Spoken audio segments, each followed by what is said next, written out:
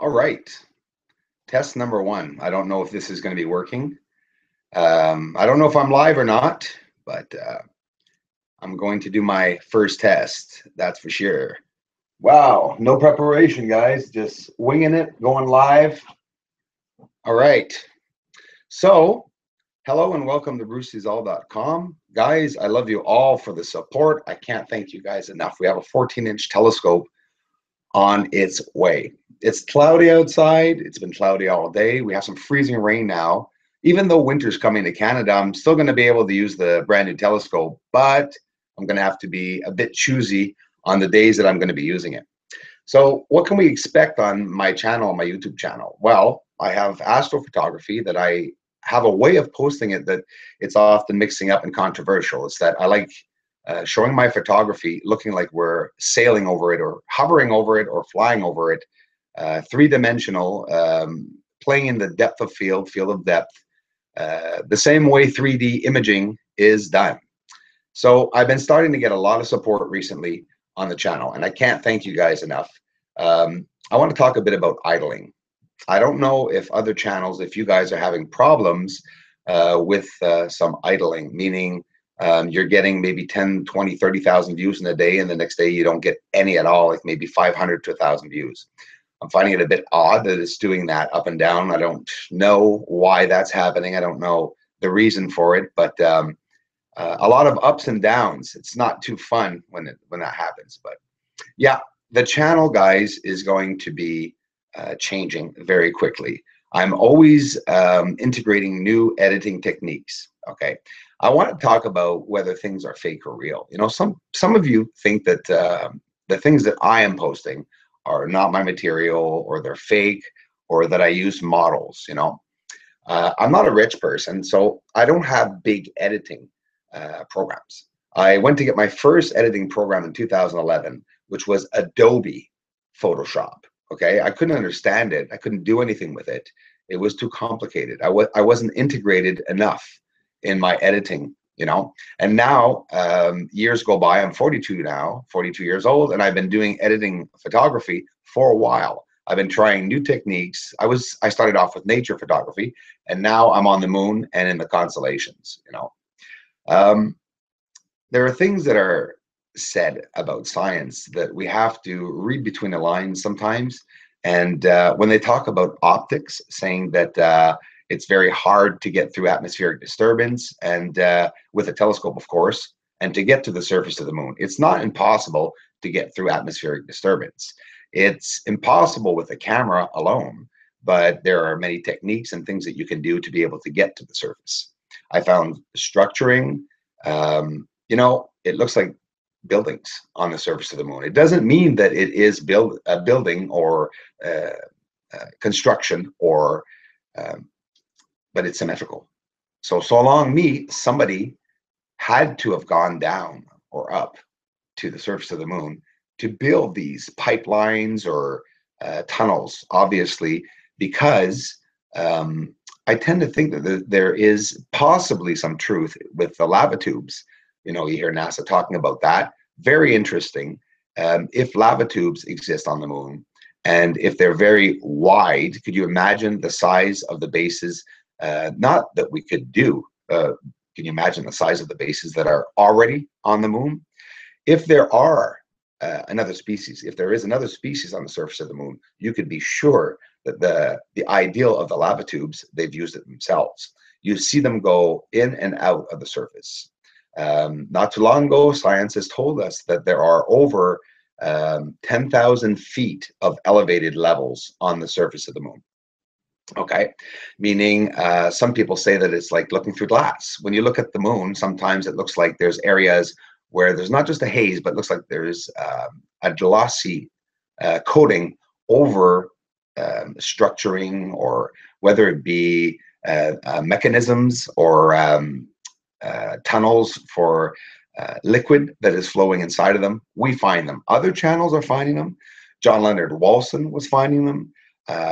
Technothanks channels finding them. You know, I could name hundreds of channels. Alien Hunter YouTube channel is looking at NASA photos and is finding, without manipulating them, hundreds and hundreds of city-like areas.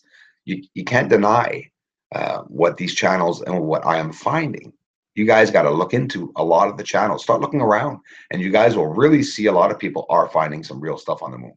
You know, what I tried to integrate, and what a lot of people don't know, is that I use my own equipment and my own video footage. I take my own photos of everything that I get and that I post on my channel. The rare occasions that I can post a video with any NASA information or Creative Commons, free of copyright, commercial use access possible to post in a video, it's rare, and I do indicate it all the time.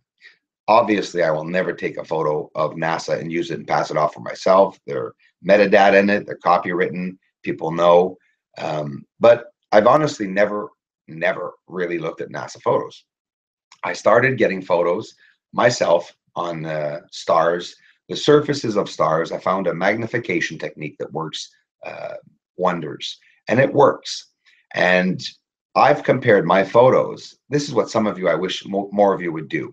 Those just arriving here, compare my photos and my information, and go look at the rare websites that are posting surface of stars, for example. Guys, have you looked around? There's not a lot out there in the world that shows surfaces of stars. I've looked all my life to try to find these because I'm so curious to see what it looks like, to see if we could see a surface, if it looks like Earth, and I was never able to see it, aside from seeing illustrations all the time. And you know, this is often what happens. So the support that I've been getting, you know, I post everything for free, and I have a myevents.com link on the bottom of every video, almost all my videos that I post, for the support for those who can contribute to the channel.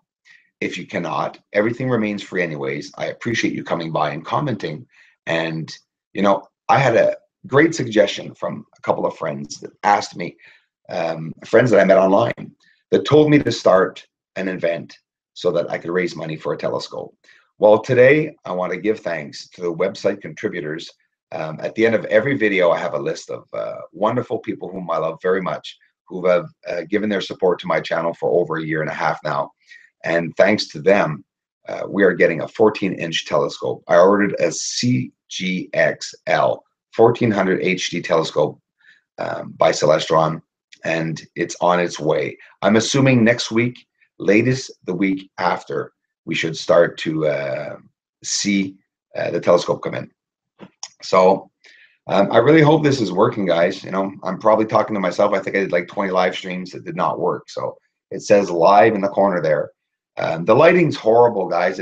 I wanted to get up. A lot of people are asking me to do the live streaming, you know, and you should check out Alien Hunter YouTube channels too. He's trying to get up to 1,000 subscribers. I honestly think it's worth it getting him up there. If you look at his channel and look what he's doing, he's not posting garbage. He's posting a lot of nice work. He's clarifying many photos that were taken in space, and he's just showing raw truth in them. He himself has a great magnification technique, and I really appreciate it. You know, I want to encourage other channels. You know, check out WSO YouTube channel, please. Steve Olson, my new friend that I met. And guys, you know, a lot of you are saying, Bruce, don't change what you're doing, and I promise I won't. As Steve Olson will not change what he's doing. He's integrating and interviewing new channels, and I think that's totally awesome on his part, and it is going to get him some views for sure, because he's showing what's out there. It's what people want to do, right? This is what we want to find out, is what is out there in space, what's going on, and we want to see some real material and some real footage. But we can't shun, you know, that's an old word. I'm old-fashioned. We can't exclude my unorthodox ways and techniques of editing photos. They're not that unorthodox. The outcome, how clear everything is. Sometimes people will say, oh, your photos are blurry. There's an understanding for the research photography, because we are in areas where there are permanent hazes. Don't forget, wavelengths, different wavelengths, because of the cone cells in our eyes, causes us not to see certain wavelengths. And with the naked eye, if we start seeing different wavelengths, the eye can notice a cloud, a haze, maybe some color. Like we see transient lunar phenomenons in the area of Plato crater, that they talk about these transient lunar phenomenons. Have you heard of it? Most of you have, I'm sure. In Plato crater, they say that there are colors similar to aurora borealis colors that are on the surface, nebulized electrical mists. I believe that, what does it cause from that? I have no idea. It could be many things. Why are we seeing colors on the surface? Someone asked me that the other day. On Earth, we know that rainbows are caused by water droplets. Rain, the mist in the air, it causes a beautiful halo or a rainbow that can form around the planets if we see atmospheric disturbance. But what is causing these rainbows to be seen in space? Titan, for example, if I've heard it talked about, this subject. Titan, they say that there's rainbows on the surface. They don't believe that there's water, but they say that in methane clouds, they can see the same principles, meaning that you can see the yellow, the blue, all the colors of the spectrum in the rainbow. It's totally interesting. And I'm seeing greenery on the surface of the moon, guys. It doesn't mean it's vegetation, but it's something. It's greenery. I'm trying to find out what it is. And with a big telescope, we're going to be able to look into it. As for the color that you guys are seeing in my photos, never, ever do I add color. I will enhance the color. It's natural color. The surface of the moon has a lot of color, and it's seen especially when you go up close in photography. If you get a close photo of the moon and it's very, very close, say to yourself, you're going to start seeing colors on the surface. The ejecta, we all know that it's bright. Excuse me, please. Coffee. We know the ejecta is very bright on the surface. NASA, many space stations, scientists have told us that there's many reasons. It's the reflectiveness. I don't know. I'm really doubtful on this, because we see some ejecta in dark areas on the surface of the moon that do not have sunlight reaching these areas, but we still see hazes and we still see illuminated surfaces in dark craters. What's causing lights in dark craters? Are they volcanoes? I mean, if you think out of the box, or anything that's not alien related, something natural, what could it be? There's not that many things that will illuminate on the surface. You have biological creatures we have creatures here on Earth that are illuminated in the bottom of our oceans that light up like lights. It's beautiful. And all this integration, if you integrate the findings and the DNA here on Earth, well, how would animals interact in space? There's a lot to look at. Me, I'm curious about all these things before making any decision. If there are creatures up there or not, what would they look like? How would they be formed? Would they be formed the same as us? Probably would. What would aliens look like? I think of it sometimes. I said, what would a species look like on the moon? Probably not that much different. Probably very pale. Maybe not. Maybe dark, gray. Who knows when you think of it? But the moon is very colorful. If somebody tells you the moon is gray, I'm not saying that I have it confirmed that it is not, but I strongly believe it is. I use a solar imager color camera. That's all I'm using. I'm not manipulating any surface. If you look at an infrared photo, it looks manipulated, right? Because you're not seeing those wavelengths with your eyes. So the infrared photography will bring out objects that you don't see. And it looks a lot different to the original photos most often. So, well, guys, I wanted to do this test to see if the live streams were working. I'll work on the quality, don't worry. It's just that I wanted to get out here and say a thank you to all of you, for the support, for stopping by. You, the disbelievers, you're all welcome. You can disbelieve in things. We can disagree. It doesn't mean that I'm right. It doesn't mean that the moon is inhabited. But the things that we are seeing up on the moon were not natural. They are not natural. And I showed recent videos that I just posted about stars too. Not natural. Things are happening. Before we leave, another interesting moment in time, the month that just went by, October. Many events, many celestial events. For people that say that maybe the channels are making things up, go look for yourself on the dates that I've posted, asteroids that I found on this channel. They're out there. These things are going by in lower atmosphere. But for some reason, we're finding objects in the lower atmosphere like never before. They just talked about U1 that they found in the lower atmosphere. So 2017, this is this year. What's going on? Why are these objects appearing close by? They're big objects, some of them bigger than trucks. I'm pretty sure at one point we could see one as big as a house, maybe a building go by. We have in the recent years, but I catch a lot of asteroids, guys. Luck or not, when I look up in the sky, I often can find out where they're coming from. The way I work is I look at the sun and I look at the moon often. What else do you want to look at? It's the two biggest celestial bodies that we can see close to Earth, right? But now we're starting to see some bigger objects appear. We found a blue object that I posted, a red object that I posted with dust around it. And to my surprise, these findings have led me to see what everyone's talking about. I don't dare say it here. I like saying the calmer one. I'll talk about Nemesis. Is it real or not? I'm not confirming that at all. And I probably never will, because I wasn't there, But I can confirm that the objects that we are seeing, they're big. Are they close by? They're closer than they were, but maybe not necessarily close by. They could be millions of light years away.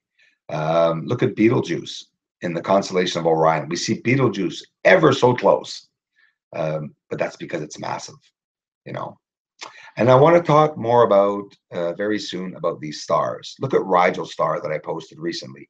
Please take a look at that video, okay? Rigel star, when we say a star, okay? Well, stars have systems inside of them, and system over system sometimes. You could see a light inside of a star, like Rigel. Zoom into that light and you will find 2, 3, 4, 5, or 6 other celestial bodies. You could find a solar system, and the solar system could be very well bigger than Earth. I have, and I believe that I found a black hole in Rigel. I'm not sure, but I'd like to mention that so that others can take the time to use their own techniques also and look in Rigel star. They're just starting to talk about black holes now, and science is getting pretty interesting. We're also going to talk soon about what's going on with the base. In 2018, they're supposed to build the base on the moon, right? Wow. When is that going to happen? There's a project in 2022 that they're talking about now, the lava tube. So are they putting it back to 2022 instead of 2018? Or maybe they're going to start bringing parts up. This is what I really want to know. If we're going to be able to see them bring these parts up, just recently, NASA sent up a cargo ship. So these things and SpaceX and everything that they're doing is absolutely amazing. And, we're going to have to see a lot more of this in the future on the channels, I hope, when everyone starts really getting into these events, upcoming events. I'll have upcoming events too, both in the sky and the unboxing of the telescope soon, guys, maybe next week, maybe Monday. Maybe in 2 weeks, I don't know, but I'm anxious to get it. So I love you all. Thanks for the support. Thanks for subscribing. I'm going to do a video now because I want to get a video up, but this was the first live stream test. You're all welcome to the channel, guys, believers, disbelievers. I try to read all the comments. Thanks a lot.